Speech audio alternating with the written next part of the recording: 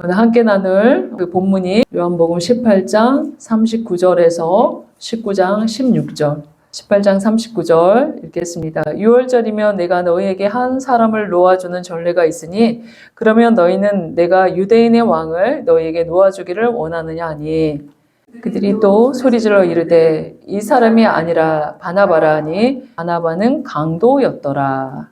이에 빌라도가 예수를 데려다가 채찍질하더라. 군인들이 가시나무로 간을 엮어 그의 머리에 씌우고 자색 옷을 입히고 앞에 가서 이르되 유대인의 왕이여 평안할지어다 하며 손으로 때리더라. 빌라도가 다시 밖에 나가 말하되 보라 이 사람을 데리고 너희에게 나오나니 이는 내가 그에게서 아무 죄도 찾지 못한 것을 너희로 알게 하려 함이로라 하더라. 이에 예수께서 가시관을 쓰고 자색 옷을 입고 나오시니 빌라도가 그들에게 말하되 보라 이 사람이로다 하매 대제사장들과 아랫사람들이 예수를 보고 소리질러 이르되 십자가에 못 박으소서 십자가에 못 박으소서 하는지라. 빌라도가 이르되 너희가 친히 데려다가 십자가에 못 박으라. 나는 그에게서 죄를 찾지 못하였노라. 유대인들이 대답하되 우리에게 법이 있으니 그 법대로 하면 그가 당연히 죽을 것은 그가 자기를 하나님의 아들이라 함이니이다. 빌라도가 이 말을 듣고 더욱 두려워하여 다시 간정에 들어가서 예수께 말하되 너는 어디로부터냐 하되 예수께서 대답하여 주지 아니하시는지라. 빌라도가 이르되 내게 말하지 아니하느냐 내가 너를 놓을 고난도 있고 십자가에 못 박을 고난도 있는 줄 알지 못하느냐. 예수께서 대답하시되 위에서 주지 아니하셨더라면 나를 해할 고난이 없었으리니 그러므로 나를 내게 넘겨준 자의 죄는 더 크다 하시니라. 이러함으로 빌라도가 예수를 놓으려고 힘썼으나 유대인들이 소리질러 이르되 이 사람을 놓으면 가이사의 충신이 아니니이다. 무릇 자기를 왕이라 하는 자는 가이사를 반역하는 것이니이다. 빌라도가 이 말을 듣고 예수를 끌고 나가서 돌을 깐 뜰 히브리 말로 가바다에 있는 재판석에 앉아 있더라. 이날은 유월절의 준비일이요 때는 제6시라. 빌라도가 유대인들에게 이르되 보라 너희 왕이로다. 그들이 소리 지르되 없이하소서 없이하소서 그를 십자가에 못 박게 하소서. 빌라도가 이르되 내가 너희 왕을 십자가에 못 박으랴. 대제사장들이 대답하되 가이사 외에는 우리에게 왕이 없나이다 하니 이에 예수를 십자가에 못 박도록 그들에게 넘겨주니라.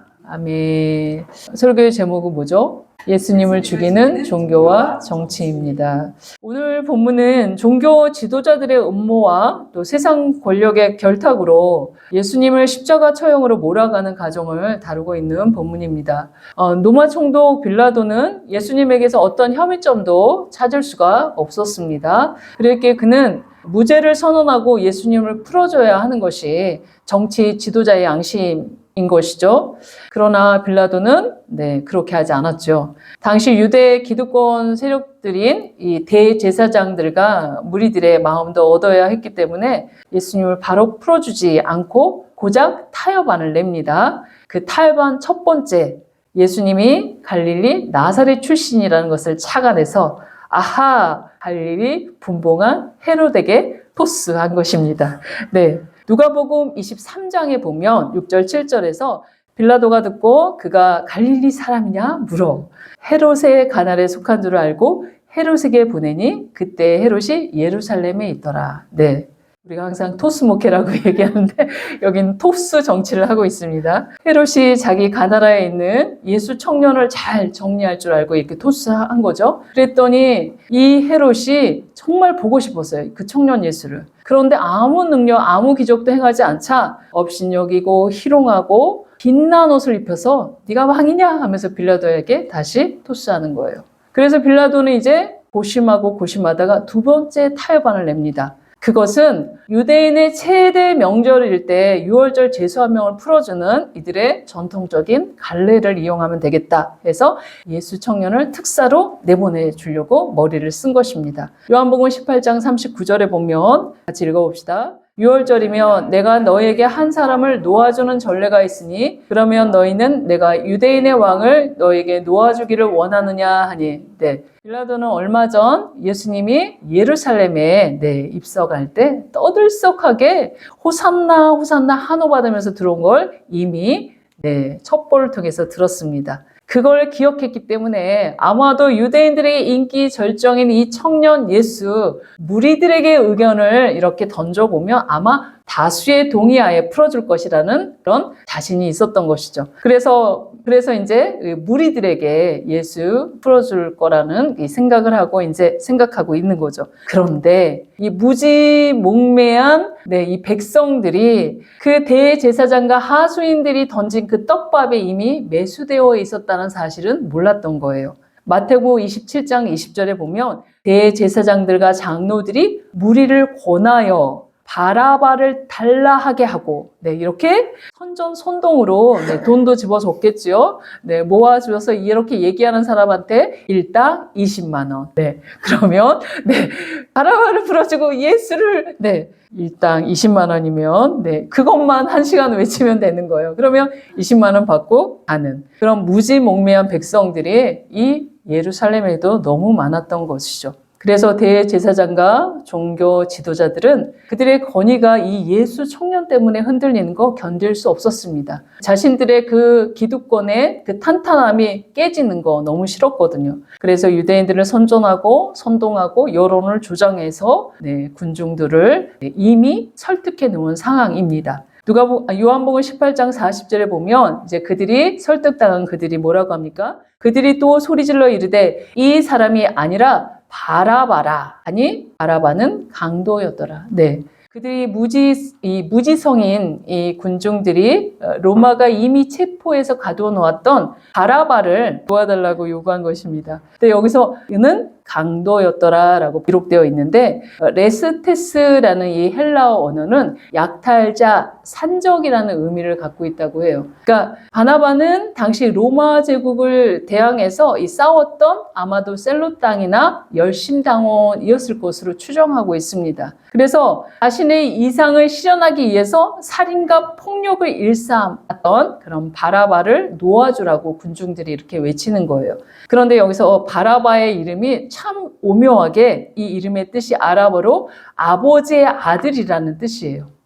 이 무지한 군중들이 살인과 폭력의 그 아버지의 육적인 아들을 풀어주고 진정한 하나님의 아들인 이 청년 예수는 죽이라고 요구하는 상황입니다. 그러나 빌라도는 유대인들이 예수님을 시기하여 이 무죄한 사람을 죽이려고 하는 거 이미 눈치챘죠. 그래서 이 무죄한 청년 예수를 그냥 죽일 수는 없었던 것입니다. 그래서 빌라도는 이번째 세 번째 타협안은 바로 청년 예수를 채찍질하는 벌을 내림으로써 예수를 향한 군중들의 이 분노도 어느 정도 만족시켜주고 무죄한 예수님도 죽이지 않고 채찍질하고 풀어주는 그래서 일석이조의 안을 낸 것입니다. 바로 이게 세상 권력자들의 아주 비겁한 그 정치 계산법이 이렇게 들어가 있는 것이죠. 그런데 누가복음 23장 15절 16절에 보면 빌라도의 의도가 나와요. 뭐라고 합니까? 빌라도의 의도는 때려서 놓겠노라. 죄를 찾지 못했으니까 그냥 때려서 채찍질하고 놓겠노라 이렇게 얘기를 하는 거예요. 그런데 요한복음 19장 1절에 보면 뭐라고 해요? 이에 빌라도가 예수를 데려다가 채찍질 하더라. 예수님을 데려다 채찍질하게 하죠. 근데 이제 이 채찍질이 단순히 우리가 생각하는 이 채찍질이 아니라는 거예요. 문제는 이 채찍은 가죽으로만 만들어진 것이 아니라 그 끝에 뾰족한 쇳덩어리나 예리한 뼈 조각 같은 것들을 붙여가지고 이거를 한번 확 내려칠 때마다 뼈 조각이나 이 쇳덩어리가 이 등을 살점을 확 낚아채는 거예요. 박혀서 낚아채는 거예요. 그래서 때릴 때마다 그 살점들이 떨어져 나가는 그런 채찍질이었습니다. 그래서 당시에 그 예수님 당시의 역사가 요세푸스의 기록에 의하면 어떤 이는 채찍으로 뼈가 상할 정도로 맞았다. 이걸로 때림으로 뼈가 드러났다는 것이죠. 그 다음에 이제 예수님 후대에 요세비우스에 의하면 폴리캅 시대에 어떤 순교자는 이 채찍으로 몸이 찢어져 깊은 혈관이나 동맥까지 절단되었고 끝내는 내장까지 튀어나왔다라고 기록되어 있습니다. 그렇게 이 채찍질 이후에 죽는 사람들이 너무 흔했기 때문에 이 채찍질은 아주 엄한 형벌이었던 것이죠. 그래서 이 30대의 건장한 청년 예수도 이 채찍질 이후에 십자가를 혼자 짊어지고 골고다 언덕을 오를 힘이 없었던 것은 바로 이 채찍질이 얼마나 고통과 피를 많이 흘리게 했는지 알 수 있는 장면입니다. 이렇게 로마 군인들은 예수님을 데려다가 이렇게 채찍질했고요. 채찍질만 한 게 아니죠. 요한복음 19장 2절 3절에 보면 같이 읽어봅시다. 군인들이 가시나무로 간을 엮어 그의 머리에 씌우고 자색옷을 입히고 앞에 가서 이르되 유대인의 왕이여 평안할지어다 하며 손으로 때리더라.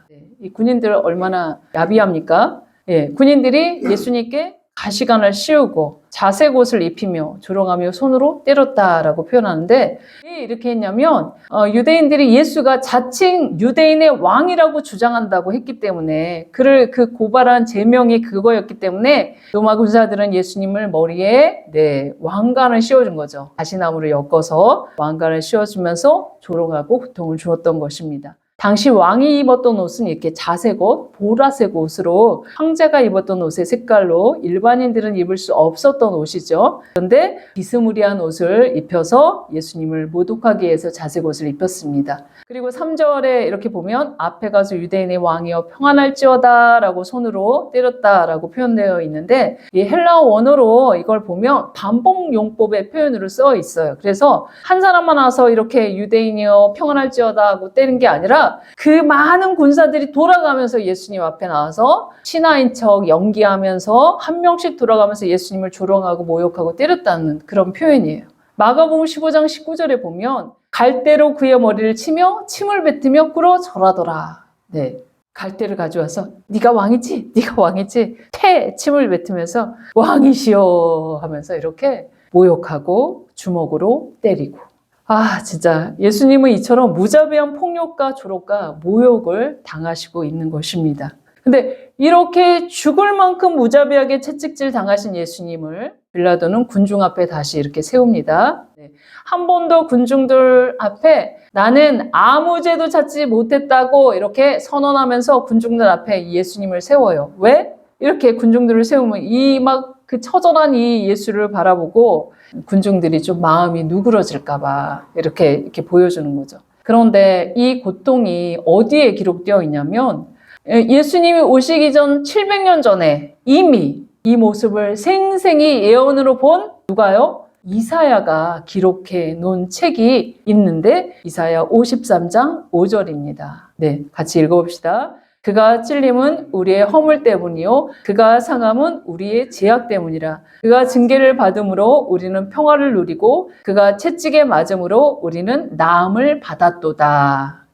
예수님의 십자가의 못 박힘은 이 못 박힘으로 끝나는 것이 아니라 그 앞에 가시면류관의 찔림, 그게 뭐라고? 우리의 허물 때문이었고 또 무자비하게 매맞아 상한 것, 그것은 우리의 죄악 때문에 당한 고통이었다. 그리고 그가 징계를 받음으로써 우리가 평화를 누리고 그가 징계받았기 때문에 죄에 대한 징계를 받았기 때문에 우리에게 평화를 누린 건 하나님을 떠난 인간, 죄로부터서 분리되어서 하나님과 우리는 원수될 수밖에 없었죠. 그래서 하나님을 떠난 인간에겐 참 평화라는 것이 없었죠. 그런데 그 죄 때문에 우리는 극도의 신경감인과 두려움 가운데 사로잡혀서 살 수밖에 없습니다. 그래서 징계 때문에 그 죄의 문제가 해결돼야지만 주님과 함께 평화를 누릴 수 있는 것이죠. 또 채찍에 맞음으로 우리의 육적인 질병, 마음의 질병을 모두 자유롭게 치료해 줄 수 있는 그 길을 주님께서 열어주셨다라고 이야기해요. 그래서 그 뼈 조각으로 살점이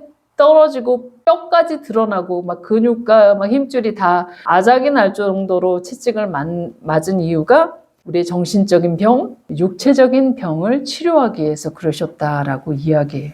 여기 봐요. 이거를 묵상할 때 참 내가 가슴이 아픈 게 우리 홍록인을 생각하면서 너무 가슴이 아팠거든요. 예수님의 공생애를 시작할 때 30세쯤 될 때 공생애를 시작하셔서 만 3년이 넘게 사역하셨거든요. 이때 십자가를 지실 때 33살 정도의 나이였습니다. 그러면 우리 종민이 나이, 우리 홍록이 나이죠. 우리 지명 형제 나이 정도의 이 청년이 이 일을 감당했다고 생각하니까 마음이 너무 찢어지더라고요. 그런데 하나님 아버지의 마음은, 자식을 내어주는 이 하나님 아버지의 마음은 오죽했겠나 하는 그런 마음이 들더라고요. 그래서 우리를 구원하시기 위한 이 대가가 너무나 엄청난, 그 아버지에게는 너무나 엄청난 대가였다는 거. 근데 우리는 너무 내가 이 일들을 안 치렀기 때문에 값싼 은혜의 복음을 누리고 있죠. 아버지 편에서는 너무나 엄청난 대가 지불이었습니다. 그런데 우리가 공짜로 받기 때문에 너무 하찮게 여기는데, 만약 구원받고 영생 얻는 티켓, 죄를 용서받는 티켓을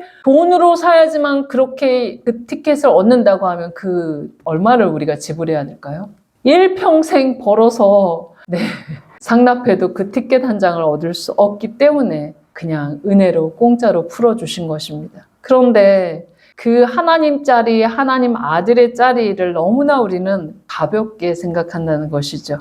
저와 성도 여러분, 우리 신앙생활 하면서 이것저것 불평이 올라올 때가 참 많죠. 그런데 이 청년 예수가 나를 위해 대가 지불했던 이 장면들을 떠올려 보시면 그렇게 할 수 없는 것입니다. 그래서 항상 불평이 올라올 때, 감사가 사라질 때 우리 아들 청년 예수를 생각하면 내가 이렇게 정신 똑바로 차리고 살아야지 하는 그런 마음이 들 것입니다. 이 엄청난 일을 나의 죄와 허물 때문에 이 청년 예수가 치렀다면 모든 것이 감사할 뿐입니다. 감사가 늘 입에서 넘치시기를 주의 이름으로 소망합니다. 아멘. 요한복음 19장 4절에 보면 빌라도가 다시 밖에 나가 말하되 보라 이 사람을 데리고 너희에게로 나오니 이는 내가 그에게서 아무 죄도 찾지 못한 것을 너희로 알게 하려 함이로다 하더라. 이 정도로 처참하게 때렸으면 이제 되지 않았느냐. 피 흘리고 서 있는 저 무죄한 청년 그 예수를 꼭 죽여야 되겠느냐라고 이렇게 보여주는 거예요. 근데 요한복음 19장 5절에 보면 이에 예수께서 가시관을 쓰고 자색 옷을 입고 나오시니 빌라도가 그들에게 말하되 보라 이 청년 이 예수다 라고 얘기하는 거예요. 피 흘리며 처참하게 서 있는 이 예수를 본 이 군중들의 반응이 정말 화들짝 놀라는 거죠. 어떤 반응입니까? 요한복음 19장 6절입니다. 같이 한번 읽어봅시다. 대제사장들과 아랫사람들이 예수를 보고 소리질러 이르되 십자가에 못 박으소서 십자가에 못 박으소서 하는지라. 빌라도가 이르되 너희가 친히 데려다가 십자가에 못 박으라. 나는 그에게서 죄를 찾지 못하노라. 빌라도의 예상과 우리의 예상과는 너무나 다르게 이 군중들은 예수를 십자가에 못 박으라고 거듭거듭 소리치고 있습니다. 예수를 사형에 처하라는 근거는 뭐죠? 요한복음 19장 7절에 의하면 유대인이 대답하되 우리에게 법이 있으니 그 법대로 하며 그가 당연히 죽을 것은 그가 자기를 하나님의 아들이라 함이니라. 유대법으로 예수님께서 자기를 하나님의 아들이라 칭하였기 때문에 신성모독이라고 유대법에 의하면 돌로 쳐주게 한다라고 얘기하는 거예요. 여기서 빌라도가 이 무죄한 예수가 하나님의 아들이다라고 이게 들으니 괜히 하나님의 아들 건드렸다가 무슨 일 생기는 거 아니야 라고 굉장히 찜찜한 거예요. 왜냐하면 노마의 신화가 있죠. 신들의 전쟁, 아주 그냥 인간처럼 야비하게 싸우잖아요. 근데 하나님의 아들을 내가 건드려? 그러니 굉장히 찜찜해하고 있는데 빌라도의 아내도 사람을 보내서 저 옳은 사람에게 아무 상관도 하지 말라고 내가 꿈에서 너무너무 힘들었다고 제발 저 옳은 사람 풀어줘라고 아내도 막 빌라도를 설득하고 있는 상황이에요. 그러니까 요한복음 19장 8절에 빌라도가 이 말을 듣고 더 두려워요. 두려움이 엄습했습니다. 그래서 다시 한번 예수님을 신문해요. 뭐라고요? 요한복음 19장 9절에 보면 같이 읽어봅시다. 다시 간정에 들어가서 예수께 말하되 너는 어디로부터냐 하되 예수께서 대답하여 주지 아니하시는지라. 예수님에게 너는 어디로부터냐? 너는 어디로부터 왔느냐? 정말 신의 아들 맞냐? 정말 하나님의 아들 맞으십니까? 라고 물어보는 거예요. 왜요?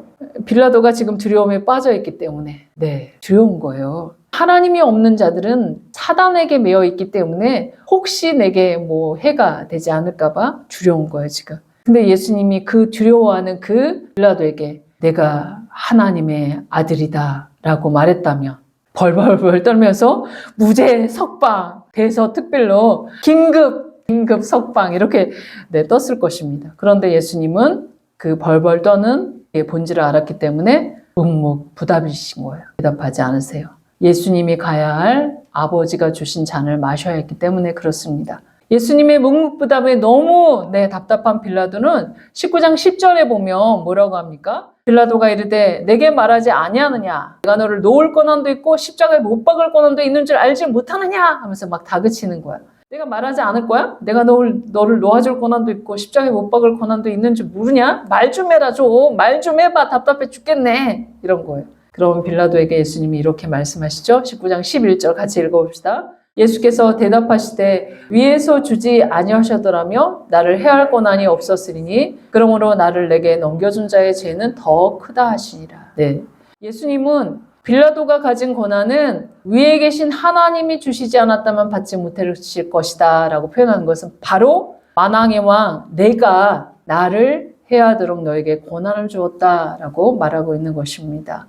그러니 이 말을 들은 빌라도는 더욱 예수님을 풀어주려고 노력합니다. 19장 12절에 보면 이러함으로 빌라도가 예수를 놓으려고 힘썼으나 유대인들이 소리질러 이르되 이 사람을 놓으면 가이사의 충신이 아니니이다. 무릇 자기 일을 왕이라 하는 자는 가이사를 반역하는 것이니이다 하면서 이렇게 이야기합니다. 빌라도는 어떻게 하든지 예수님을 풀어주라고 힘썼지만 이 성난 군중들은 마카파식으로 소리 지르며 흥분되어서 만약 이 사람을 풀어주지 않으면 가이사의 충신이 너는 아니야 라고 자칭 유대인의 왕이라고 하는데 우리 왕은 가이사 한 분뿐이야. 자기를 왕이라고 떠드는 저 반역자, 저 반란자는 죽여야 된다라고 얘기하고 있는 거예요.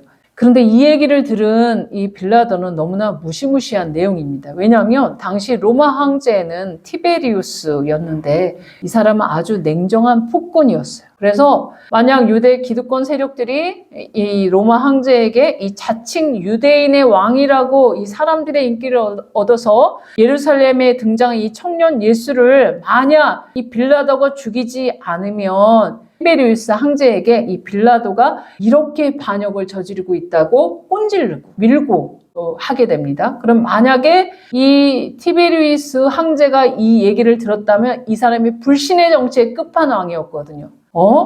얘가 나를 이렇게 뒤통수를 쳐? 바로 빌라도는 그 자리에서 내려올 수밖에 없었고 또한 어떠한 정치 보복을 받을 수 있었던 그런 상황이었습니다. 그리고 당시에는 6월절 상황이었죠. 그래서 6월절 기간에 수많은 군중들이 한꺼번에 흥분하여서 이렇게 막 때를 따라서 막 한 다음에 밀란이 일어날 수 있는 그런 상황이었습니다. 그러면 밀란까지 일어났다. 이 한 청년을 옹호하기 위해서 밀란까지 일으키는데 방치했다 하면 바로 자기는 자기가 십자가에 정치의 반란자로 자기가 십자가에 못 박히는 그런 상황입니다. 그래서 정치 생명이 끝이었기 때문에 빌라도는 자신의 양심도 버리고 로마법에 의한 절차도 무시한 채 자신의 정치 셈법, 자신의 유익을 위해서 저들의 요구를 수용한 것입니다. 요한복음 19장 13절에 보면 같이 한번 읽어봅시다. 빌라도가 이 말을 듣고 예수를 끌고 나가서 돌을 깐 뜰 히브리 말로 가바다에 있는 재판석에 앉아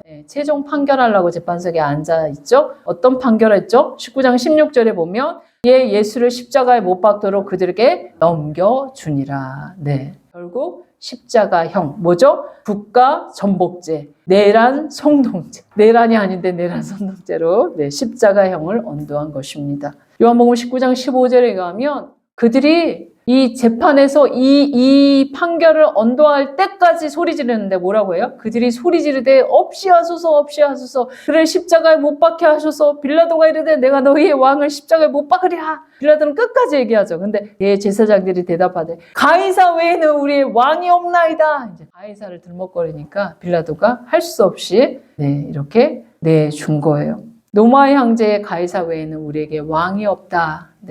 이들은 누구의 백성이죠? 하나님의 백성인데 자칭 유대인의 왕, 그 하나님은 버리고 가이사를 선택하는 이 무지몽매한 군중들입니다. 그리고 국가 반역죄를 저지른 예수를 십자가형을 언도했죠. 그리고 계속 소리 지릅니다. 그런데 이때가 정확히 언제였는지 요한은 밝히고 있는데 19장 14절입니다. 이날은 6월절의 준비일이요 때는 제6시라. 빌라도가 유대인들에게 이르되 보라 너희 왕이로다. 빌라도는 끝까지 너희 왕이라고 얘기하죠.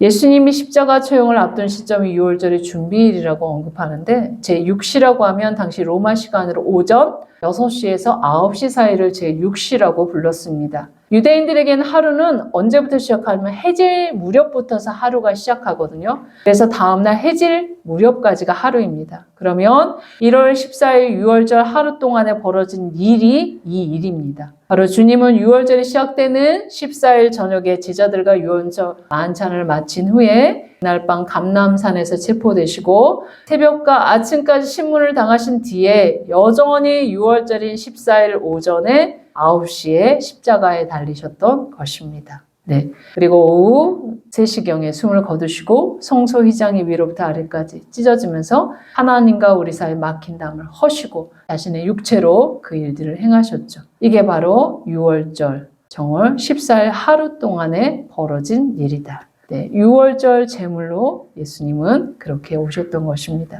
그래서 요한이 주장한 데도 보라 하나님의 어린 양이로다라고 죄에 대한 그 제물로 예수님 맞춰주셨습니다. 유대인들이 하나님의 선민이었죠. 그 선민 이스라엘이 자신의 하나님을 거절하고 가이사를 선택하는 그런 이 지정입니다. 요한복음 1장 11절에 의하며 요한이 이렇게 시작했죠. 자기 땅에 오매 자기 백성이 영접하지 아니하였으나. 정작 이방인 빌라도는 예수님을 석방하려고 여러 차례 애를 쓰고 그가 무죄인 것을 계속 반복해서 주장하지요. 그런데 정작 자기 백성 하나님의 선민 이스라엘은 가이사 외에는 우리에게 왕이 없다라고 외치는 상황입니다. 하나님 입장에서는 얼마나 이 뒤통수를 맞는 이 가슴 아픔, 그동안 얼마나 나의 보석, 나의 눈동자, 얼마나 애지중지 그 민족들을 지키셨는데 이렇게 뒤통수를 친 것입니다. 저와 여러분 어떠신지요? 여러분도 가이사 외에는 왕이 없도다라고 외치는 군중들 속에 있습니까? 아니다라고 얘기할 수 없죠.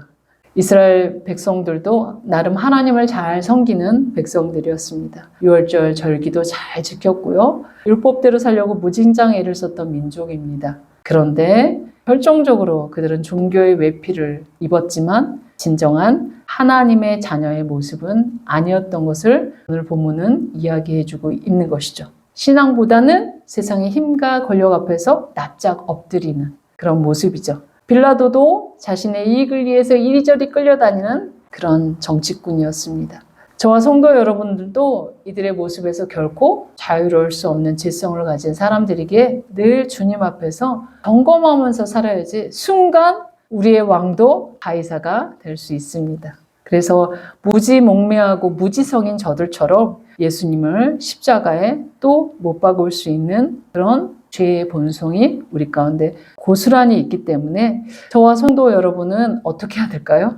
주님 외에는 우리의 왕이 없다라고 고백을 매일 해야 하는 것입니다. 그렇게 하시기를 주의 이름으로 소망합니다. 아멘. 이제 말씀을 맺겠습니다. 예수님은 십자가를 지시기 전에 신문 받으시고 로마 군인들의 채찍과 폭력, 또 침뱉음과 모욕 이것들은 다 우리를 죄에서 구원하시고자 그 일을 묵묵히 걸어가셨던 것이죠. 빌라도가 여러 번 고백했던 것처럼 그에게서 죄를 한 개도 발견할 수 없었습니다. 그러나 자기 땅, 자기 백성들은 육적인 아들 바나바는 풀어주고 진정한 하나님의 아들 예수는 십자가에 못 박으라고 외쳤습니다. 이렇게 주님은 자기 백성들에게 철저히 거절당하셨습니다. 그러나 그럼에도 불구하고 그들을 사랑하셔서 묵묵히 그 고난의 길을 걸어가셨던 것입니다. 빌라도의 비겁한 모습, 종교의 외피만 있고 그 속은 썩고 부패한 종교, 무지몽매한 군중들, 이들의 모습이 바로 죄인된 나의 모습이고 우리들의 현주소입니다. 우리가 이런 죄인 되었을 때 예수님이 우리를 위해서 십자가의 구속의 은혜를 열어주셨기 때문에 우리가 이 자리에 있는 것입니다. 그렇게 이번 한 주간 이 십자가의 고난을 묵상하고 성령 예수가 나를 위해서 그 한참 혈기왕성한 그 나이에 대신 십자가에 못 박혀 죽을 정도로 우리가 얼마나 소중한 존재인지 묵상하고 그런 예수님 자리로 살아가는 한 주간 되시기를 주의 이름으로 소망합니다. 아멘. 시간 찬양하고 우리가 말씀 붙잡고 기도하겠습니다.